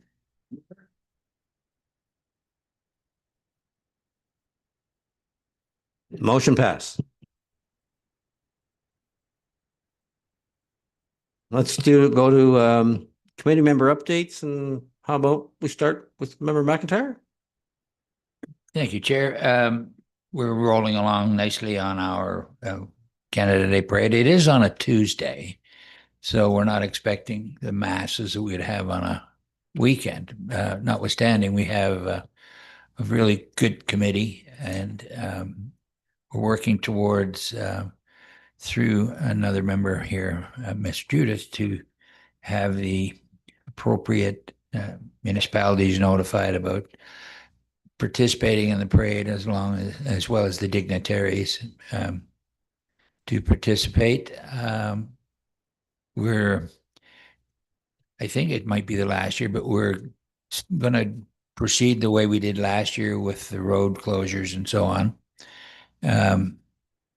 We weren't completely aware that the Lions Club had moved forward with discussing it with Public Works, but we came to know that everything is the way it's supposed to be. So we're looking for alternatives next year to maybe the parade route or other things that we won't be responsible to close the road. But it's proceeding nicely, and I don't have much else to report other than it's a Tuesday. I'd like you all to show up, support us in Chicago, and our committee is in good order. Thanks. Thank you. Yes, Member Minnings. Thank you. No huge items to report, just a little update from the Aurelia Public Library Board is that their numbers continue to grow as far as participation rates, et cetera, into the several thousand, for example, just over March break. So the library is getting a lot of traction, and that's really good. And there's always good feedback back to the council through me. They want me to share that they really appreciate the relationship that we have and continue to enjoy with them. The Culture and Recreation Committee, myself and the deputy mayor on it, it's meeting next week or the week after, so nothing further to report on that at this time. Thank you. Thank you. Yes, Member Cox. Same story at the Severn Township Library in Coldwater. Our membership is high again for this month, and our books going out. They've had many different seminars going on. They've had authors almost every week. It's booming quite a while. The other one, I'm going to speak to Site 8, Matchedash, and I will see if the mayor would like to speak to the composition thing. So it came up yesterday about the Matchedash waste site being moved to Anderson Line as a waste transfer station. The mayor and I had talked with Rob, the two Robs, the director and the director of waste management. So we asked him, the main thing we wanted was it to be transparent and to let people know what was going on. And the biggest one is that it's not a dump site, it's a transfer station. They were going to do composting, and they realized when we spoke with them that the report that Dillon report said it's more necessary in the south, and the south is short on transfer stations and composting. So it should be down there. There wasn't much sense driving it all the way up to our end and turning around and taking it all the way back down to the south, and the smell. So we came up with 3 options, and people will be able to choose the options. So our concern now was, how do we get the news out to our residents? So what they're going to do is they're going to do a Zoom meeting like we do, for a public meeting like planning does. So they'll do the Zoom meeting. It'll be 20 minutes of them explaining what's going on, what the costs are, what's happening with it. Then there will be a chance for everyone to ask questions. After that meeting is done, the questions and answers won't be theirs with the people. That part of the explanation meeting will then be transferred and put on the Simcoe County website. So anybody can go in at any given time and listen to it and understand what's going on. They will also attach frequently answered questions in paper with it. We can do a link from our township to the county. So if people happen to look on it at ours, which they probably will, because a lot of people don't realize it's Simcoe County, it's going to be a link to ours. And I think they're going to link Oro, Madani, and Tay Township because so many people use that site. The next thing they're going to do is hand out notices at the Matchedash site once they organize when this meeting will be. It'll probably be brought back to County Council in June, and the meeting should probably be the middle of July. We've asked that it be left on the website for 3 to 4 weeks. They were only going to do a couple of weeks. Then they will let that be, and then they'll come back to us with what's going on. But the other one they're going to do is anybody who's within 500 meters of the Anderson site will get notification.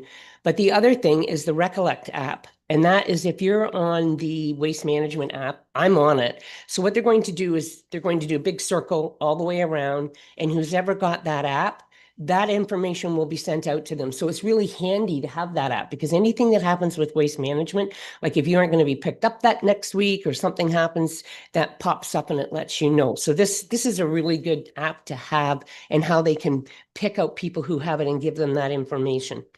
So once that's all done, but the biggest thing I want people to understand, and I think when we put this out there, is there's 3 options. They give 3 options, they give the costing, and people should exercise their right to pick the option and let the county know which option you want. So that's basically it for that. Thank you. It'll come up too, is just that the one nuance is that the people on Franklin Lane, for instance, don't have garbage pickup, and they have a deal with the county. They drop their garbage off at the site. And I know the Tea Lake meeting is on July the 19th, but might miss the meeting date, but I'm not sure on that. But that just, there's more complexities there than just the site. That what do you do with, do they get the opportunity to have garbage pickup on Franklin if they vote for that? Well, that's what they have to ask, and that's what we have to do. And the thing is, we also gave them the information for the Tea Lake Cottages Association, the gentleman on McLean Lake, Schrapo, and Towerline, Gloucester Pool Cottages Association. So those will be covered too. The only other thing I can think of is maybe, I don't know, to let more people know, is just to keep maybe we'll put it out on our website and our Facebook page. You should be saying something to the people out there. But if it doesn't matter if the meeting takes place before the July 19th, it will be on the website for them to go back and look at it, and they will be able to comment and send in their issues. That's the best part about this, because if we had I got thinking about it, if we had a physical public meeting, people would not all be able to get there, and then it would be done and it's over. So they thought that this way, they find it works really well with their planning. It's there for people to continually go and look at, and we can refer them to it so they can voice their opinions and pick which opinion. And I think that's the important part, is for people to tell them which one they want more. And then maybe there's a concern, and there will be a concern for those people who have to drop off garbage, and they need to voice their concerns, and we need to make sure they do. Thanks. Great, thank you. Member Jensen?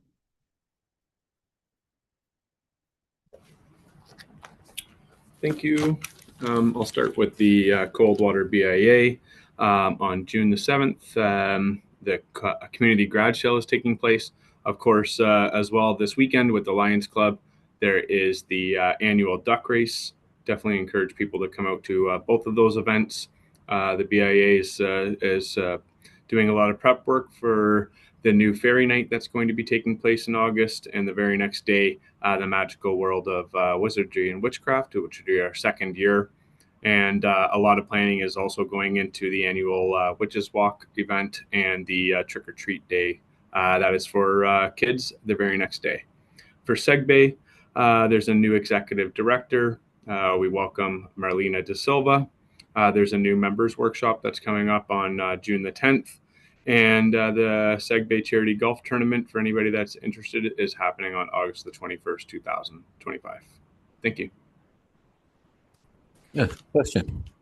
Yeah, through the chair to Member Jansen, I will send you a copy of the recycling report that came to county. The county, as of January 2026, will not be responsible for picking up recycling, which means the downtown merchants will not be getting their recycling picked up. So I think you need to see that report, and people spoke to it at county, and they are asking that the BIA send in their concerns with this, because now they're all going to have separate someone to pick it all up. So it's the province who's downloaded this, and they aren't going to do it. Their county people are still trying to convince them that the businesses should be picked up, because they're worried. Well, of course they're worried. Everybody's just going to throw stuff in the garbage. If they can't pick it up and they have to pay a phenomenal amount to have it picked up, they're not going to follow it. And there's food banks who are having issues. There's all churches, anybody who's not residential won't have that anymore. So I will send you that information, and you can take it back. Thank you. Thank you. Okay, appreciate it. Great. Thank you. Member Burkett. Thank you, through the chair. So just to add to that, it will be all we're all going to get inundated. All properties that are commercial and industrial, there will not be any recycling picked up anymore as of January 1st, 2026. The province is lobbying the new minister. So all of our businesses, if we can write, I'm not sure, are we writing letters to the, but who are we addressing them to? I can't remember what they said. Do you remember? We'll have to find out who we address them to.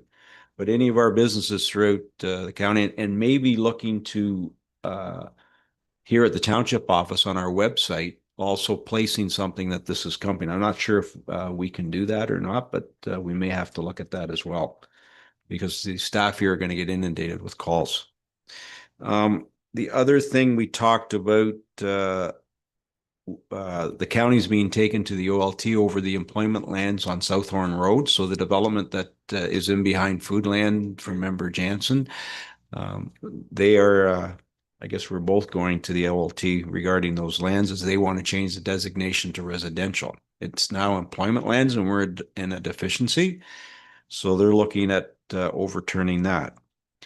I went to our Lake Country meeting, and they changed the chair, and I can't remember what's the no, the lady that owns the food, is it Catherine Quails? Yes. Okay, Catherine is the new chair.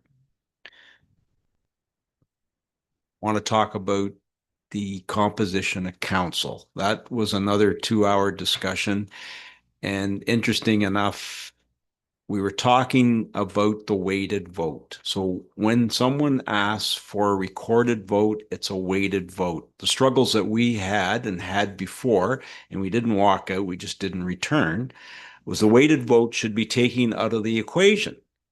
Because what'll happen is 5 municipalities could run the whole county if we move down to 16 members. Interesting enough, Midland has already voted, and Agilitas has already voted, and they voted, and Midland was the wild card because the mayor of Midland was in favor of the weighted vote, but their council saw, yeah, pardon me? 16. Yeah, they went back to the 32. So status quo is how those other 2 municipalities voted. And I hope this council sees the merit in leaving it the way it is, because, again, the weighted vote is the wild card if we move down to 16. But just to add to that, it's interesting that that the 2 members that have the largest municipalities are the ones that asked yesterday, because we did win 17-15, but because a recorded vote was asked, it becomes weighted, we lose. And that's the whole crux of it. Anyways, we'll have to bring that back when Madam Clerk, I guess at the next meeting that comes back. Thank you. Last night, I know it isn't a committee isn't a committee update, but I had the pleasure of buying tickets for the Canadian Federation of University of Women's. They had their 70th anniversary at Casino Rama last night. It was very well attended, but the guest speaker was Margaret Atwood, 85-year-old lady, and an amazing perspective on what's going to happen south of the border with our friend and what he's doing to us with these tariffs. She had a very interesting outlook. And I'm sorry, I should have told Becky, I should have taken a scroll with me. I had forgotten, because I bought the tickets as I do from my own money, not from the township coffers, but what an amazing lady to actually listen to. It was an interview up front, so they actually had someone interviewing her and her perspective on everything. But quite an amazing lady. Yeah, very, very well attended. Very good to see. I had an airport meeting. Again, most of it was in camera. I can't speak to what's happening, but I can tell you what a gem to have again here in our own county. We're still waiting for approval from Transport Canada to expand or become a licensed, I forget the right terminology. Yeah, it's a long word, but it's mind-boggling that it takes so long for the federal government. As I said, there hasn't been one done in 40 years, and yet they're struggling to get this one done down at the at Lake Simcoe. I think that was everything that I did. Oh, we did attend, and it was very well attended, the Bayview Wildwood. There was there was Member Brennan there, Member Cox, Member McIntyre, myself. Very well attended. And of course, I grew up with that family. Just to hear Mrs. Stanton speak as to how they started and where they ended up. And we have our own Jason Stanton that's still running as the general manager, running the Bayview Wildwood Resorts. And they're under renovations. And it looked great, didn't it? Very well done. Yeah, very well done. Those are my comments. Thank you. Yeah, Margaret Atwood has a little chat thing that you can sign up to, and she can be pretty entertaining when she comments on that thing. But at 80, like nothing against her age, but what a brilliant woman, and the comeback and the funny story, like just one word she came back with. She had the audience in stitches. Yeah, she's quite a lady. Thank you. Member Taylor. Okay, we'll start off with the Cowater Mill, and we have our current chair in the audience today. But this Saturday, the mill will be open to the public to watch the start of the duck race. So please invite everyone to come to the mill and see what's going on there. And our southern portion, we're getting a trail made there and a few benches there as well to look at the beautiful Cowater River. Source protection, which encompasses Lake Simcoe and Couchiching Black River Source Protection Authority. We met on May 23rd, and it's been 25 years since Walkerton. So you can just picture yourself, time flies. And just for interest, all risk management plans within the watershed are complete. And so thanks to Severn Sound, who we hire our risk management officer and doing a great job there. And the third thing here is Severn Sound Environmental Association.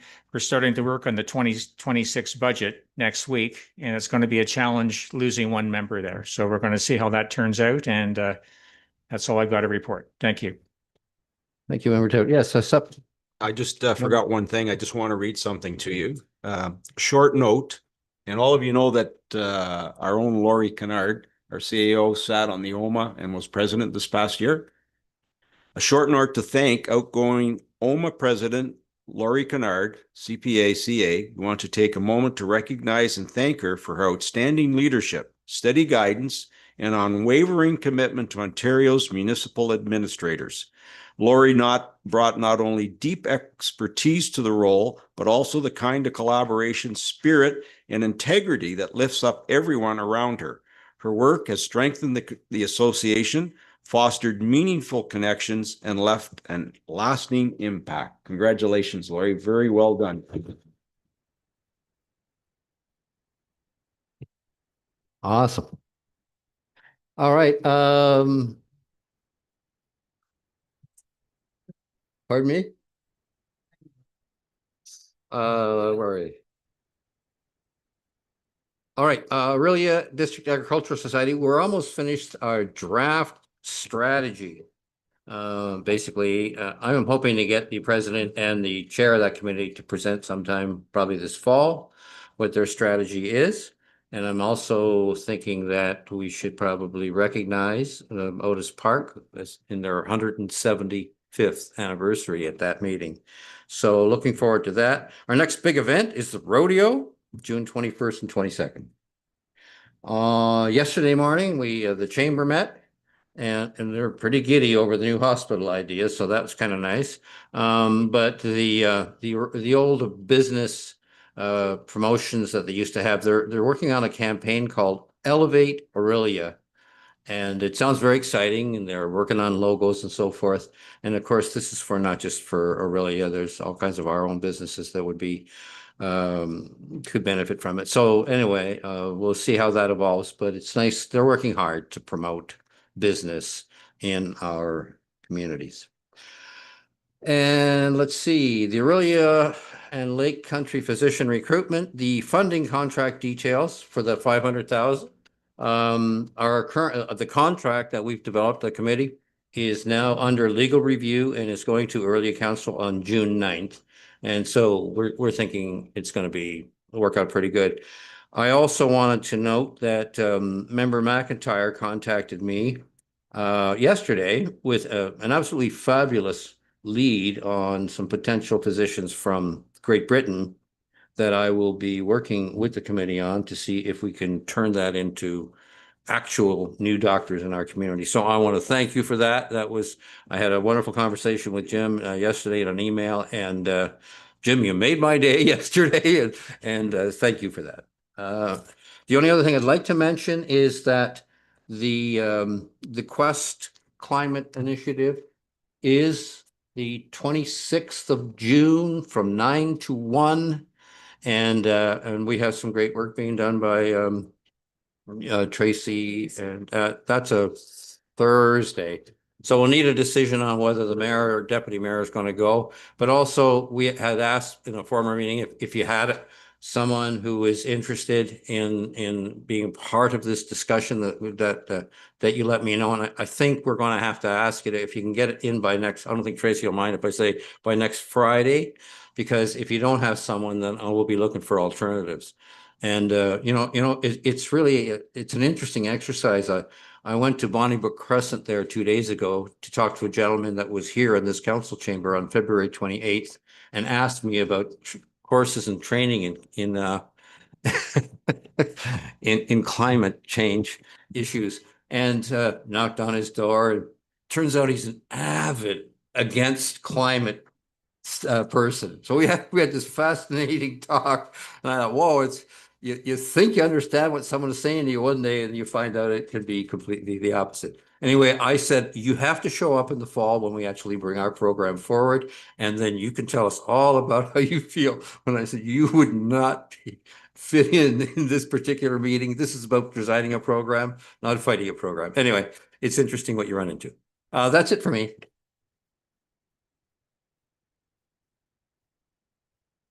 Thank you for that. The agricultural reps will be fantastic. And now for the Chief Administrative Officer's update. Thank you. Thanks to the mayor for reading the kind words from OMAA, and thanks to council for letting me participate. It's been an amazing experience, and I learned so much, and I think I improved my skill sets. So I think it was great. And we're very fortunate that council supports that, because the clerk was just telling me she just recently got elected to the AMCTO board. So we are, we're spreading our skills and making big networks all over, and look, redheads blush. So fun. I just wanted to give you a quick update on the ice storm wrap up. So Public Works team is largely done. However, they will be cleaning up trees for many, many years to come. As we get a rainstorm or a windstorm, more damage comes. The Parks and Rec team worked really, really hard to get all the parks open before the May 2-4 long weekend. Now, the weather didn't cooperate, so I'm not sure anyone noticed, but it was quite the effort. The only thing that's left is a little portion of the Utah Trail that's just taken a bit longer. And we're getting a few complaints about that, but I think people who aren't from here don't realize the extent of the damage that we had. So it takes some time. We are working on our MDRA, Municipal Disaster Relief Assistance Fund application. There was an article in the paper this week saying Aurelia had been talking to the province. Oro had also written to the province and got a letter back. It was actually an interesting letter. I haven't had time to read it in depth, but I think the gist was, yes, we will consider your application.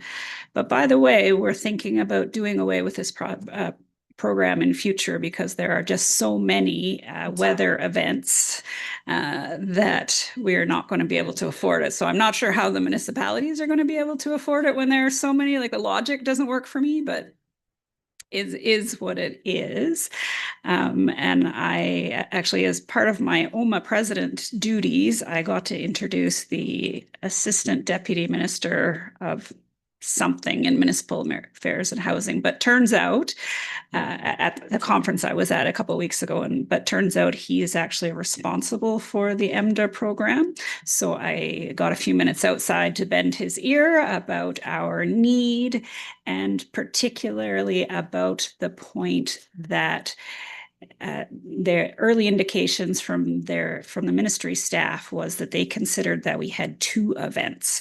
So we had the ice storm, and then subsequently we had rain and flooding. So we had a good conversation about how hydro works in rural municipalities. And without hydro, if we had hydro, we could have better withstood the rain and the flooding. So in our mind, it's one event. And why does that matter? It matters because to qualify for the program, you have to spend a certain threshold of your own income. So does matter to us. At the end of the day, we've probably spent enough that we could probably qualify under 2 events, but then the likelihood of getting approval on 2 events is lower. And I explained to them, you know, with their mandate of reducing red tape, it makes a lot more red tape for us to have to pull the pieces apart, because we were just going, you know, full stop, and we weren't thinking about, was this ice storm or was this flood? Like, we were just getting it done, and, you know, we've put all the expenses in a pot to claim, but so hopefully that was successful. He followed up with an email, which I responded with all those pieces, but he hasn't answered me. So the email to me was just, it was nice to meet you and it was a good conversation. So I reiterated the conversation and said, can you please confirm that you understand the logic that this is one event? Because with all fairness to the ministry staff, when they were talking to us, they were talking to us from their condos in Toronto without concept of what rural municipalities, you know, I was talking to them about sump pumps, and they didn't. That's funny. Yes, they was didn't funny. they didn't know what a sump pump was and why power is so important to us. So that was a thing. Last point is a fun one that I kept forgetting, but Deputy Mayor Cox had pointed out to me that in the lobby we have a time capsule that was 25 years old that needs to be opened this year. In theory, July 1st. In reality, we will do it after the last council meeting in June. And between Allison and I, we were thinking that we would invite the former clerk to do the opening, because I understand from the deputy mayor that she probably spearheaded the stuffing of it 25 years ago. Is that correct? I mean, we weren't here, so, but you probably were here, so I have no idea what's in the time capsule, but it should be a fun little event. So plan to come in person if you can on the final June council meeting, and we'll do a little ceremony after and see what's in the time capsule. That's all for me. Thank you. That's great. Thank you very much. We have no closed section, so we seek a motion to adjourn. So that this meeting is now adjourned at 11:04 a.m. And Member McIntyre, seconded by Member Taylor, and all in favor. This meeting is adjourned. Thank you all very much.